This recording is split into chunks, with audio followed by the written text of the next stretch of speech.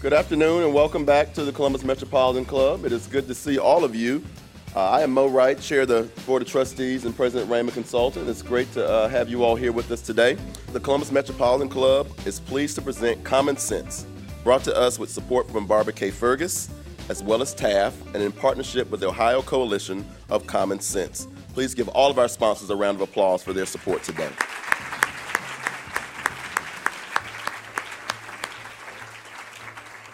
The Ohio Constitution provides that, I quote, "The people have the right to bear arms for their defense and security, but standing armies in time of peace are dangerous to liberty."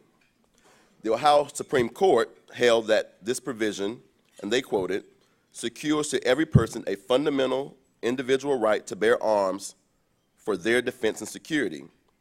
Went on to write, "This right is not unlimited, but is subject to the reasonable exercise by municipalities," end quote.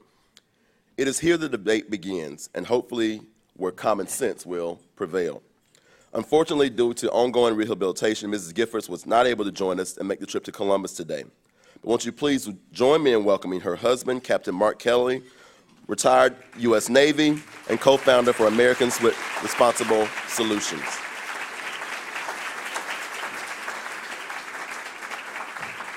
And our host for today's conversation, no stranger to the CMC stage, we welcome the host of All Sides with Ann Fisher from WOSU Public Media, Ann Fisher. Mike, the podium is yours. Thank you, Mo, and thank you, Ann. Mo said common sense will prevail.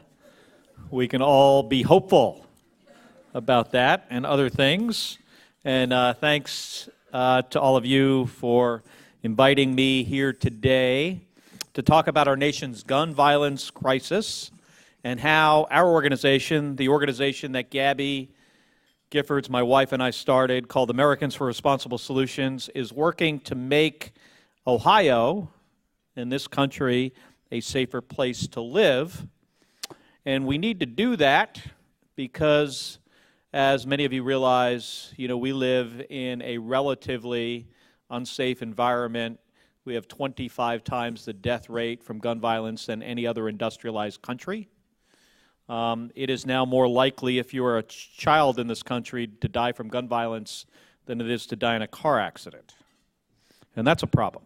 But before we get started, I want to also thank Ted Celeste and the staff at the National Institute for Civil Discourse who are here today and who are doing some important work to bring some much-needed civility back to our politics here in Ohio and across the country, because I think a lot of us would agree it's been a rough couple of years on that front.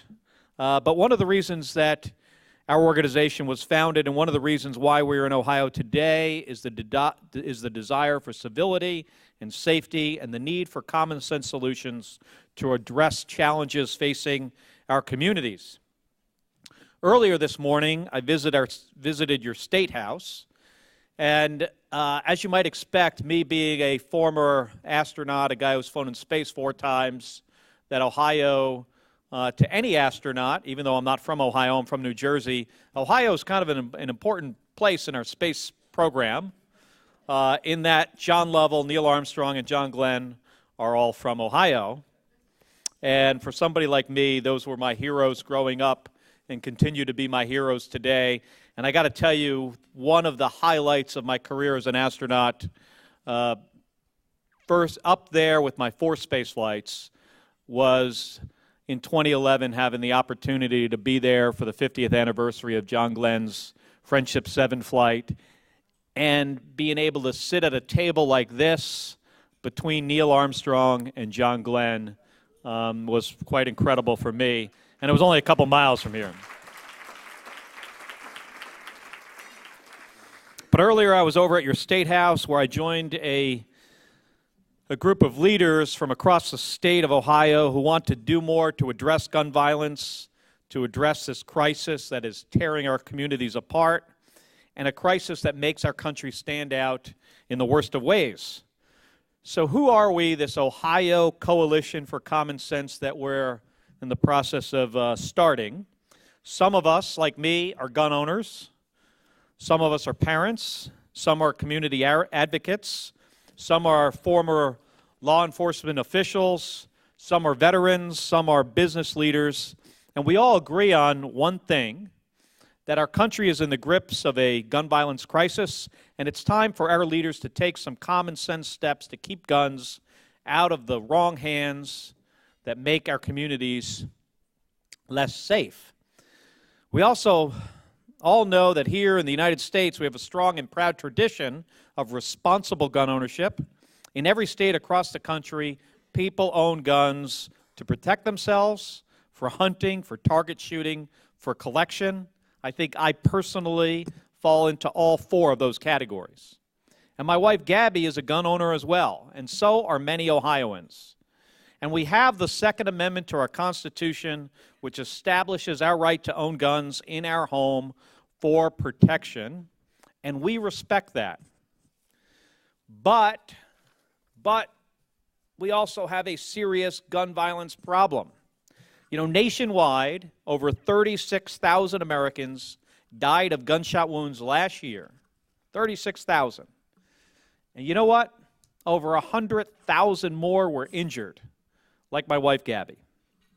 And that is unacceptable.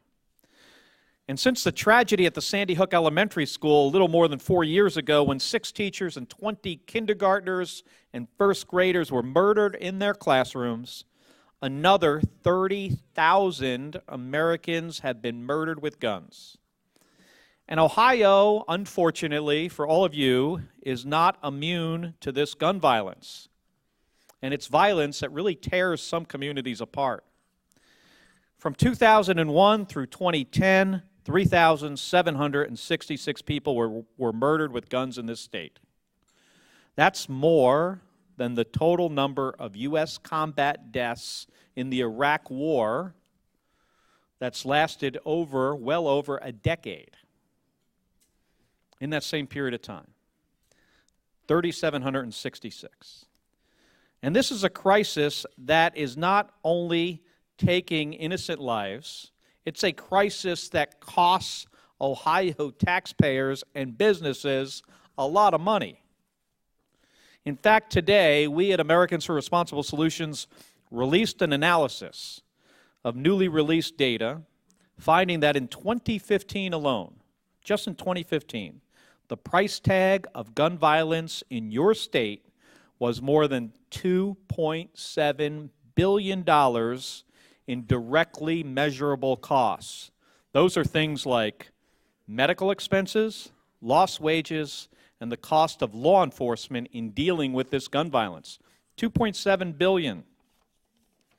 And when you consider other costs, that number rises very quickly.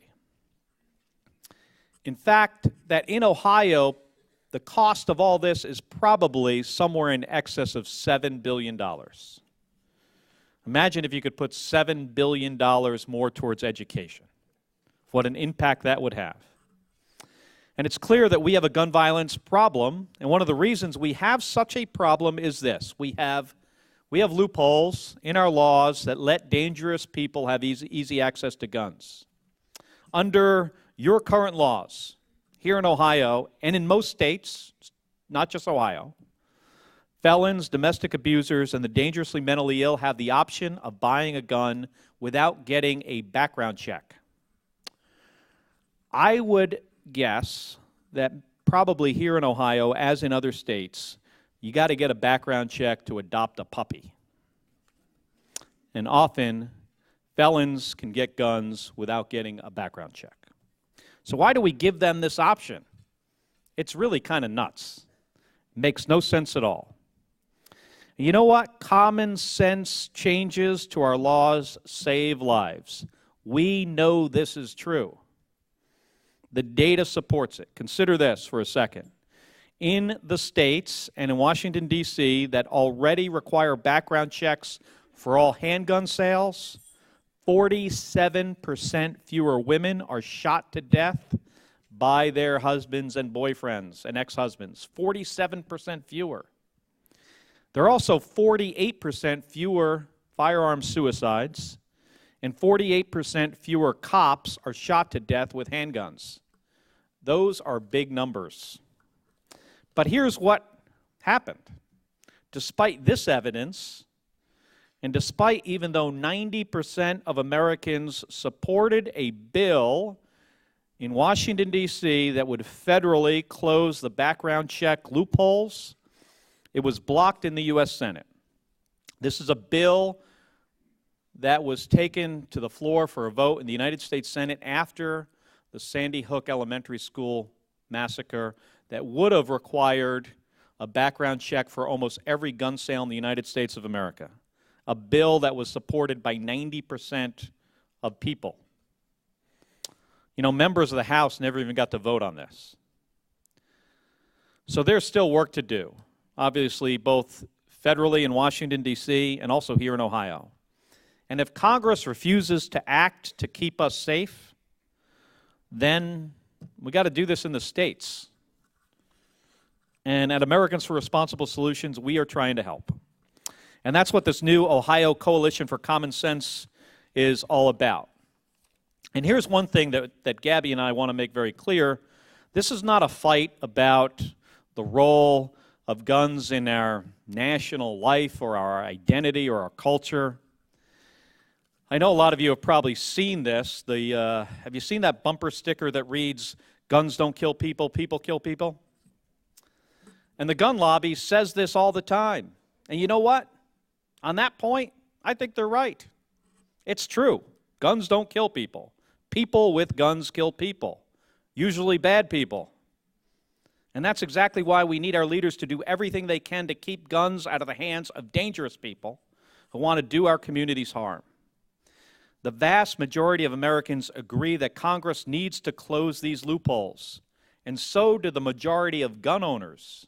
Even the majority of NRA members believe that you should get a background check before buying a gun. And what does that number look like in Ohio among just the citizens of Ohio? 83%. So 83% of Ohioans believe you should have a background check before buying a gun. You know what 80% of Americans support?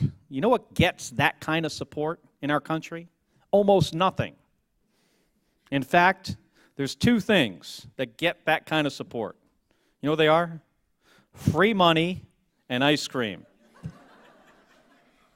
And background checks for guns. Right? Seriously, that's about it. So the kind of steps we're talking about are unfortunately only controversial in Washington, D.C. and in some state capitals. But maybe not necessarily here in Ohio. And we're going to see. And it's time to make these changes. You know, one of the gun lobby's top legislative priorities that is moving through Capitol Hill right now is a bill that will ignore states' rights by mandating the unrestricted concealed carry of firearms. I don't know how many of you are familiar with this. But this is a concealed carry reciprocity bill, and the problem with this policy is that the standards for issuing permits to allow individuals to carry loaded concealed firearms in public vary significantly across the country. And some states have almost no regulations on this. And if this bill was to be passed and signed into law, it would bring the laws of other states to Ohio and here to other places where somebody with little training and no background check can carry a gun on your streets. In fact, 12 states don't even require a permit to carry a loaded concealed firearm in public spaces. And this would force states with strong laws like Oregon, New Mexico, New York, and California, and even, to some extent, Ohio, to live with weak laws like the state of Florida and Louisiana. This not only endangers public safety, it makes it very difficult for law enforcement to enforce our existing gun laws that are proven to save lives. And the gun lobby is also throwing their weight behind a bill that would roll back an 80-year-old federal law, the National Firearms Act of 1934, that has prevented silencers from falling into dangerous hands. You know what silencers are? You know, James Bond used to use one, 007. For those who aren't familiar with a gun silencer, they're added to guns to reduce the sound of the gunfire and to reduce the muzzle flash. And they make it very difficult for people who are nearby, including cops, to identify the sound of gunshots and to locate an active shooter. Effective regulation has made silencers extremely difficult for criminals to obtain. But when they have, the results are pretty bad. You remember this guy named Christopher Dorner? Does that ring a bell to anybody? He was the former LAPD officer who had been fired, and then subsequently he murdered 4 people and wounded several others using a gun with a silencer in February of 2013. And then he disappeared, and he was really hard to track down. He targeted law enforcement officers in what the Police Foundation described as a bizarre act of vengeance, a gang-style hit on innocent people sitting in a car. And police were initially puzzled as to why no neighbors heard the 14 shots. Well, it was because he was using a silencer. And this federal bill introduced in Washington would ease regulations on gun silencers, making these dangerous devices easier to obtain and inevitably making them more accessible to felons, domestic abusers, even suspected terrorists. You know, in my experience, pessimism has never solved a single problem. You know, I think data, science, and teamwork solves problems. And we also know that as Americans, action does as well. So we as an organization come together to build bridges, to provide some help and hope in times of need, and we come together now to make our country a little bit safer. At least we're trying to. And it's just a matter of time until Congress comes around and acts. You know, we are a country that solves problems, right? I had somebody say to me recently, a really smart person, that said this problem was unsolvable. We will never do better than having 25 times the death rate of gun violence than any other industrialized country. We can't fix this. And I was like, come on. I mean, we sent people to the moon in the 1960s. I mean, just think about that. We can solve hard problems here. We've had harder problems to solve than just this. And it's just a matter of time before Congress does act on this.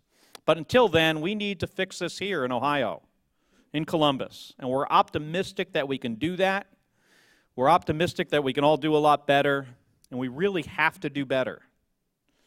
So to all of you here today, I just want to say thank you.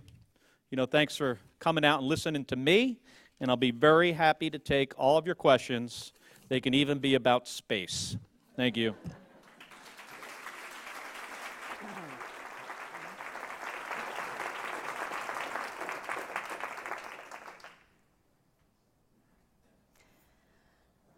Okay, so everybody agree, not everybody, 83% of Americans agree that they should close the background check loophole.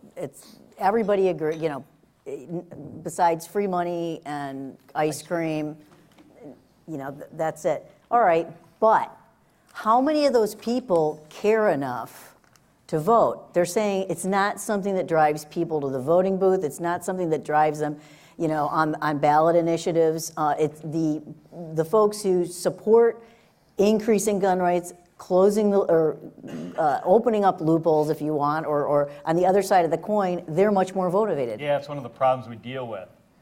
We like to call it the enthusiasm gap.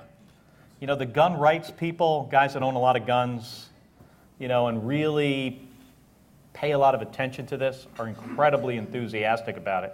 And they tend to vote only on this issue. People on the other side, you know, that want to make our community safer from gun violence, they also tend to care about the environment. They might care about health care. So they don't tend to vote just on this issue.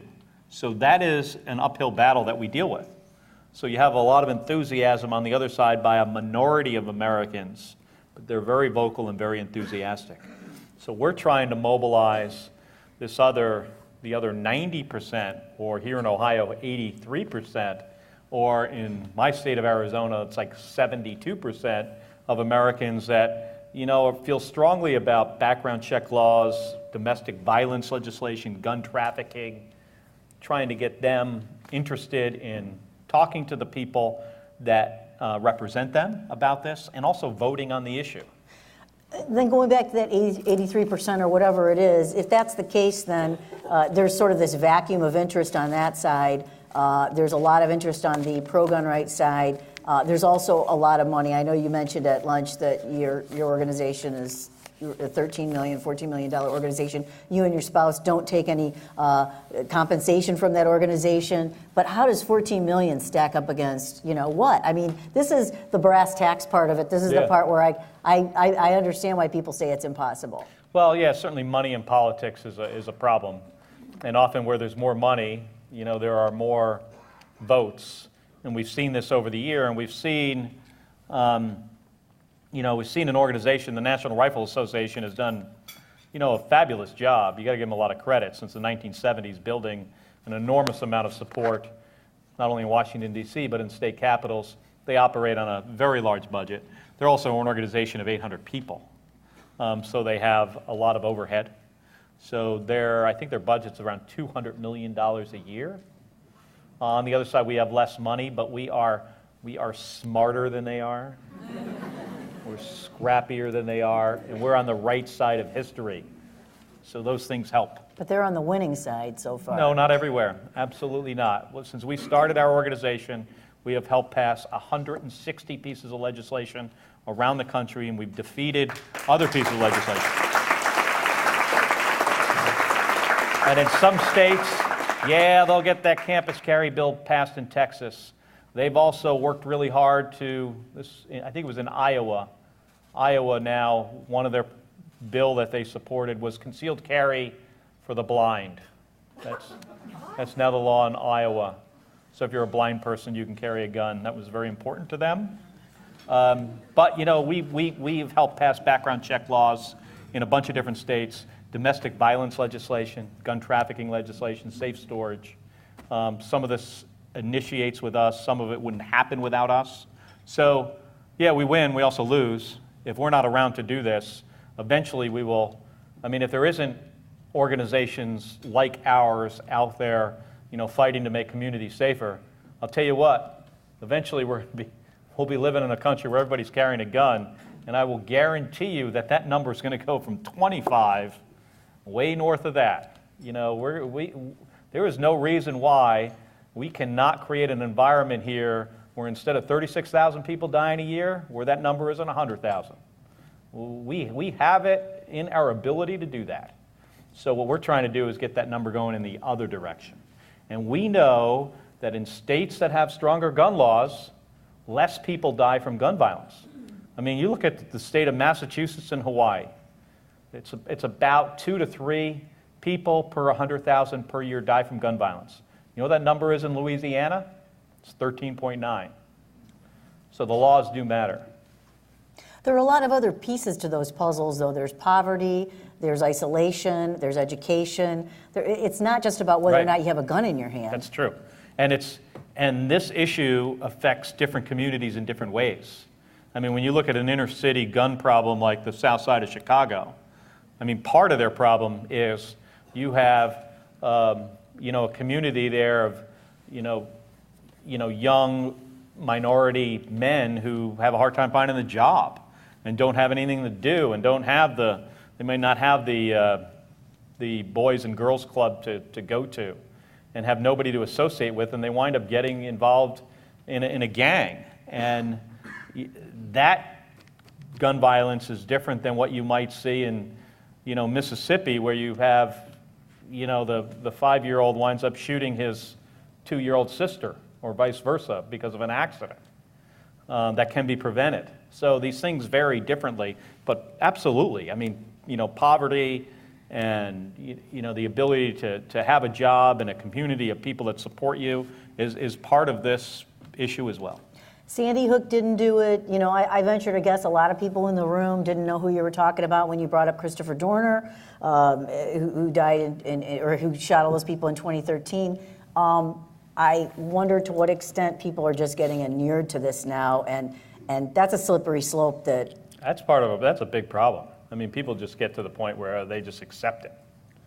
They accept that, okay, well, yeah, we've got a lot of advantages here in the United States, and the disadvantage is, my teenage, son now is more likely to die from gun violence than die in a car accident. Those lines actually crossed in 2015. It used to be teenagers were more likely to die in a car accident. But you know what? We make cars safer. We address, teenage DUI as a serious problem. We've reduced that. Seatbelt laws, airbags, all those things. We address kids dying in cars as a public health issue. We don't do a very good job addressing gun violence as a public health issue, largely because Congress does not allow it. Congress does not allow the CDC or the NIH to do much in the way of research into gun violence. And it's thanks to the gun lobby. They don't want the research done because they don't like what it's going to show. Getting back to the person who said it's impossible. There are so many guns out there now. Some guy just killed his wife and somebody else she worked with in an adjacent community to Columbus. He had orders against him to stay away from her. They showed up at his apartment and he had dozens and dozens and dozens of guns. Yeah, you can only shoot one at a time, though. Only one at a time, but what that tells me is he's a guy that shouldn't have had the weapons in the first place, and he had dozens and dozens and dozens, and so there's a lot of guns already out there in circulation. What do you do about that? That's not going to go away. No, and it's, and one of the lines the gun lobby uses is the government is going to come and confiscate your guns. Well, really? 350 million guns in 65 million places from Key West to Alaska? Somebody's going to come and pick them up? Not happening. We can barely do a census. How much do you think 350 million guns weighs? It probably weighs 1 billion pounds, right, at least. We're going to pick this stuff up? No. But here's the other interesting thing about 350 million guns. Half of all the guns are owned by 2% of the gun owners, right? So that's 175 million are owned by 2% of the people. That's actually a good thing, right? Because those gun owners, those 2%, they're probably very responsible people. So our goal here is, if a guy, I have a buddy in Texas who's a big supporter of our organization who owns 35 guns. It's awesome if he goes buys another 100. It gives people jobs in Connecticut, right? It really does. That's not a problem.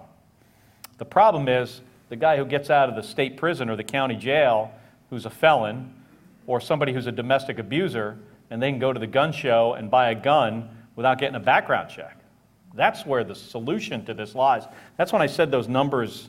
Remember, 47% fewer women in states that have universal background checks that have closed that gun show and the internet loophole, 47% fewer women die from gun violence. Gun violence, this is interesting.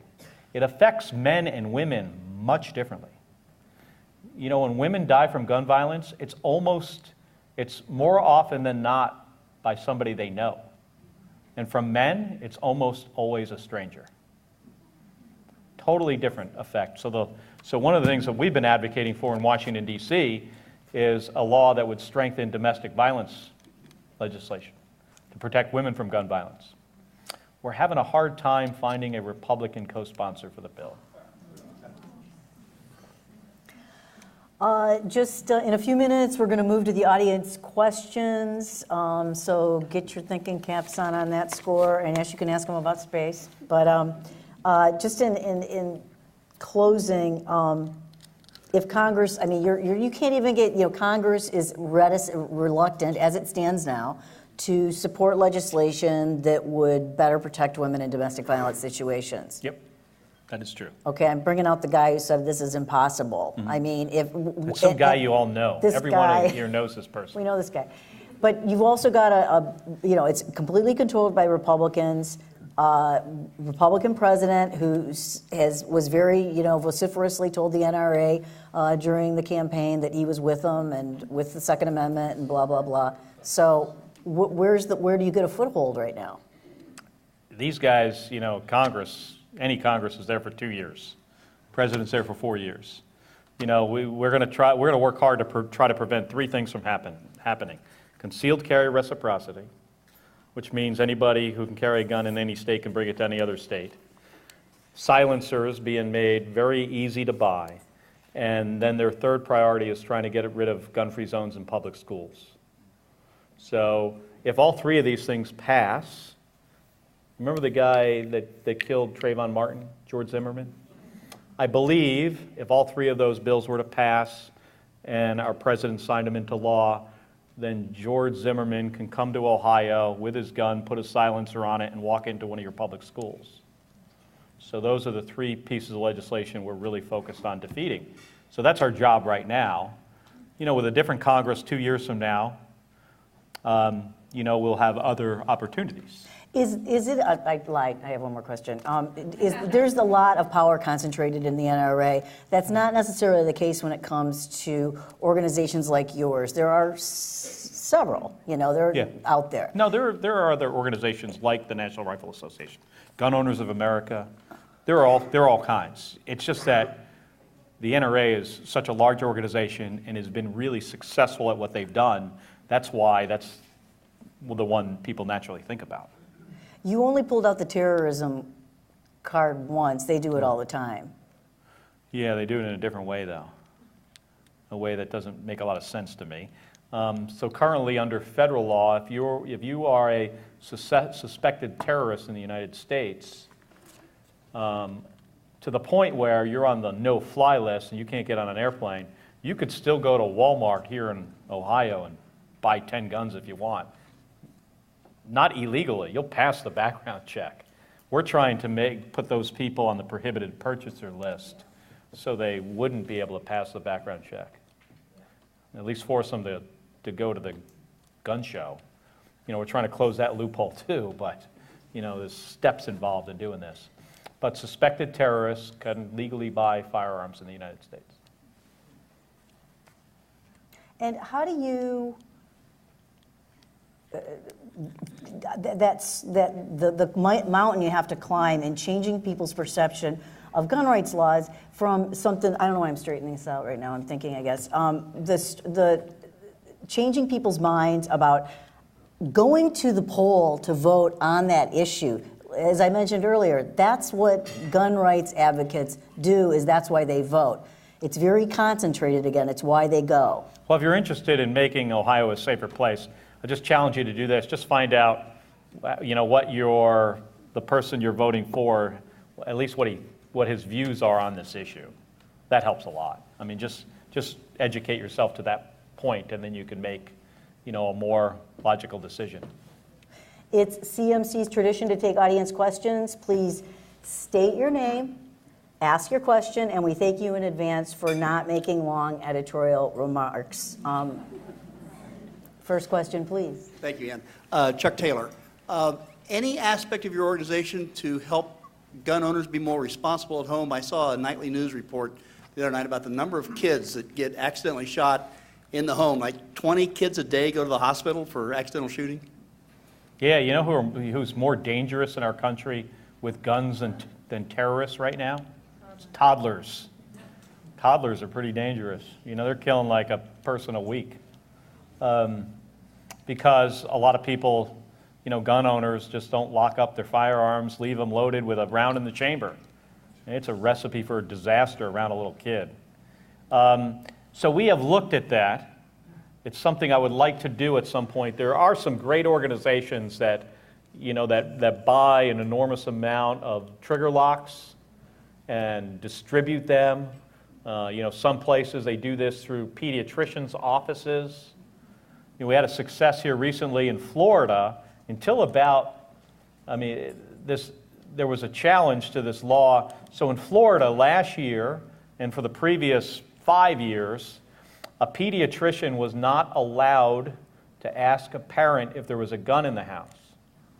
In Florida, typically what would happen is that if the pediatrician said, you know, he would say, is there a gun in the house? And if the answer was yes, okay, where do you keep it? Do you keep it around in the chamber? Do you keep a trigger lock on it? Do you keep it in the safe? Well, there was a NRA-supported bill that made that illegal for doctors to ask that question of parents. A court found that unconstitutional. And so that's been undone. But yeah, we need to do a better job at that, and we're going to continue to look at it. Hi, my name's Trip Lazarus. My question is about if we have great support among people, 80% or so, for common sense legislation, Ohio has the path of constitutional amendment where the voters can vote on a single issue and overtake what the legislature won't do for them. And that path has been used a lot. Maybe it's not the best legislative path, but it's a way for the citizens to get things done when the legislature won't act. What do you think about that? Yeah, so we've been involved in that, ballot initiatives in Oregon, the state of Washington, Nevada, Maine, California. We've looked at other places, but Ohio is a state where that has a history of being successful. So that is an option here in Ohio. Good afternoon, I'm Kathy Fox. One of the arguments I read a lot about any kind of gun legislation is that it's a slippery slope, and that if you take small steps that restrict people's rights, that it will quickly snowball into taking away constitutional rights. How do you respond to that? Well, so just let's look at Washington, D.C. over the last 10 years. Why would anybody think anything is a slippery slope? It's impossible for us to do anything. I think if you propose a bill to let's do something good for puppies, and you'd have a hard time getting that passed. So I don't buy the slippery slope argument. If anything, coming from somebody from my former background, the slope is made out of Velcro. Hi, my name's Marie Trudeau with W.E. Davis Insurance. Thank you for being here, and give my best to Gabby. I'm disappointed I don't get to see her. She's one of my heroes. My question is, you could pass laws, but we're concerned about criminals getting guns. Criminals in general don't obey laws by nature. So how would legislation help with that segment of the population? Well, that's the NRA's argument. That's what the gun lobby often says. So let me ask you this. If we didn't have a law in this country against murder, do you think we'd have more murders or less murders? Right? If murder was legal, or if robbery, if it was legal for you to take your neighbor's crap out of his backyard if you wanted his stuff, or go into his house and take his money, do you think we'd have more robberies? Of course we would, right? So laws do matter. We're not going to stop. We're not going to take this number from 36,000, I will promise you this, and get it to go anywhere near zero. That is not going to happen. But I think there's a chance, with a lot of hard work over a period of time, that number can go from 36,000 to maybe 18,000 a year. That's possible. And sure, you're going to have criminals that are going to be really motivated to go find a gun, but why do we make it easy for them? The head of the NRA often says, well, he's just going to go on the black market and get it. Okay, well, I would challenge any of you in here today. I can hand, the first person that can walk out there and I'll give you an hour to go out and try to find this black market to go find a gun. Here's $500. What's likely to happen if you find the guy? Probably get your ass kicked and your $500 stolen. And he keeps the gun. Right? So it makes it a lot harder if we close the loopholes that make it easy for criminals to buy guns. Renee Delane from Women Who Dare. Captain Kelly, often we hear this argument, and you just referenced it earlier, that comments about guns, that they're coming to get all your guns. Why don't we use that in the opposite direction against them? Why can't we get that? We heard everybody laughing and saying, and you said how many guns there were, it would take forever. Why can't we turn that around and use it against that? Well, I asked that question of the President of the United States at a CNN town hall. I got the last question. This was a year and a half ago in January. And I said, okay, Mr. President, since they say you're going to confiscate everybody's guns, I want you to tell me, if you were going to do this, how would you pick up 350 million guns? in 65 million places from Key West to Alaska. How would you do that? And he laughed, as you might expect. He had a good laugh because that's impossible. And then he said, but it's one of these like conspiracy theories that people believe. And then Anderson Cooper said to him, well, Mr. President, if people really believe it, it's not a conspiracy, is it? And the president said to him, well, Cooper, yes, it is. This is funny. And later, Anderson Cooper told me, out in the hallway later, he said, I felt like I was back in the 5th grade. People telling me, Cooper, his teacher. So, I talk about it on TV, and we talk about it, in places like this. But sometimes logically you think about it. Well, logic doesn't always matter in certain places in our society. Hi, Tony Baker, Ohio State Director for Sandy Hook Promise. You mentioned the other states where there were ballot initiatives during the last election. What lessons did you learn from those initiatives, and what did you hear on the ground while you were in those states?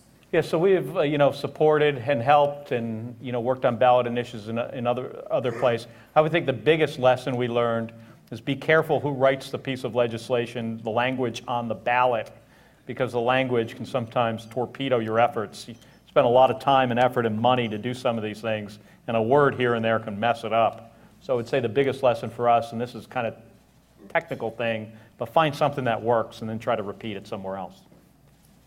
Thanks, Mark Barbash. Thanks so much for being here. Really appreciate it.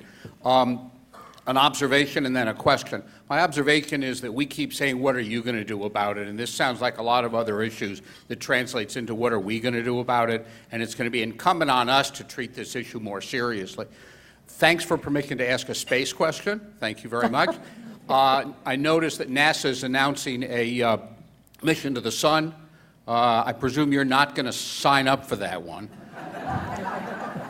But I'm really interested in where you think the space program is now and where it's likely to go in the next decade or two.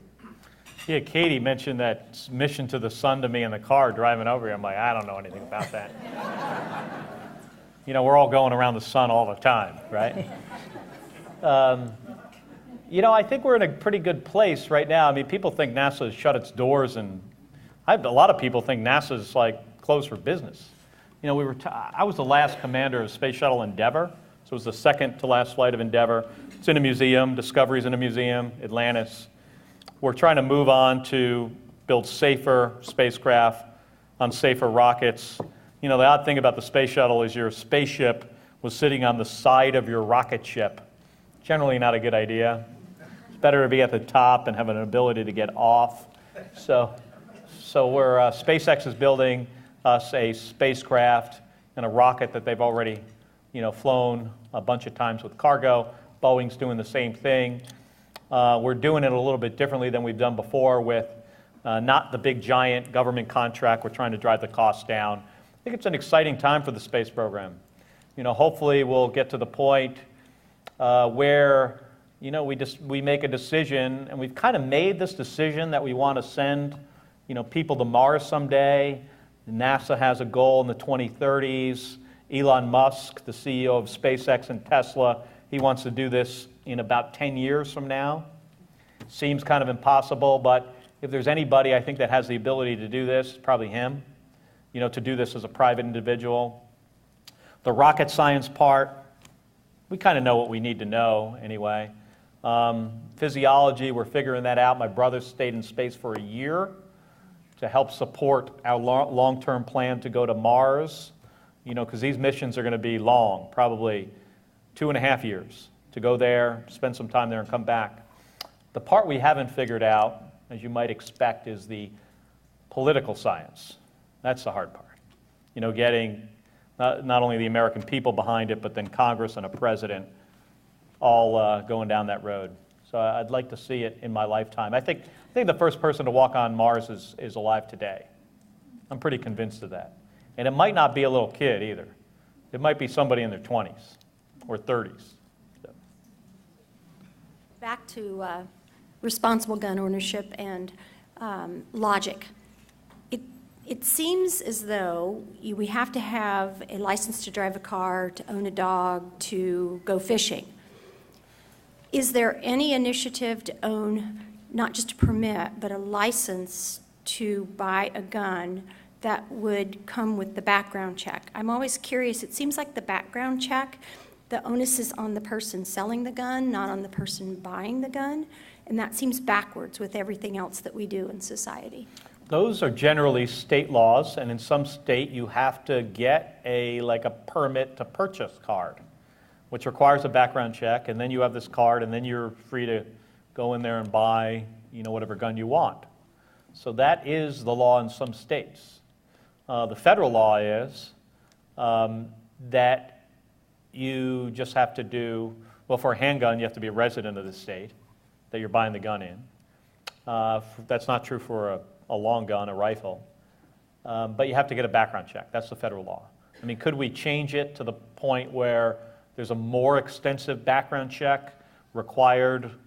Like currently, you remember I mentioned the silencers? If you really want a silencer and you're a responsible person, you can get one. And people do, all the time. You get fingerprinted, you get your photographs, you get photographed, you get an extensive background check. There's a little bit of a waiting period. Waiting period's probably too long. There's a fee you pay. You get your silencer. But we're trying to close the loophole to require background checks for all gun sales. That's the first step. And I think if we do that, we'll get we'll get to where, it's not 47% worse in the state without the background check law. It comes more of a norm and uniform across this country. If we do that, we'll save thousands upon thousands of lives every year. Hi, thank you. Thank you so much for being here today. I have kind of a space and a current events question. Awful lot of conversation about Russia and how they're not our friends, but NASA and the space program have coordinated with them for years. Does NASA have a back channel communication with Russia? How does that work? Yeah, I could say, one of the guys I went in space with, once, a good friend of mine, Sergei Volkov, I had sent him an email. That'd be my back channel to him. Yeah, we've got a good relationship with them, especially on the astronaut and cosmonaut level. I think you go further up in the food chain. Sometimes there's tension with the Russian Space Agency and NASA. The Russians are, they've got, they'll make comments about, look, we have no capability to get to the space station right now, and we start saying something, they'll say, the head of RSA about a year and a half ago said, well, I don't care, you guys can get to the space station on a trampoline for all I care, So, but at the cosmonaut, astronaut level, we've got a good relationship with them. We've been working together for a long time. I know some of these guys really well. I mean, my brother calls Misha Korniyenko, a guy he spent in space with for a year. My brother, the two of them, there were other people there coming and going, but it was just the two of them that were there. He calls Misha his brother from a Russian mother. So, what was the second part of your question? That was it. All right. Well, thank you, everybody. Appreciate it. Thank you very much.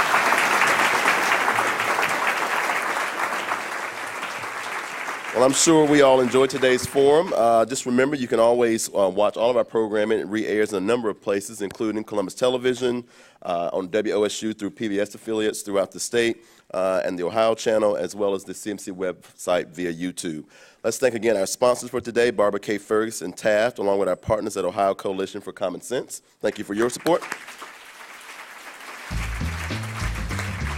And once again to our speakers, Mark Kelly and Ann Fisher. We'll see you next week.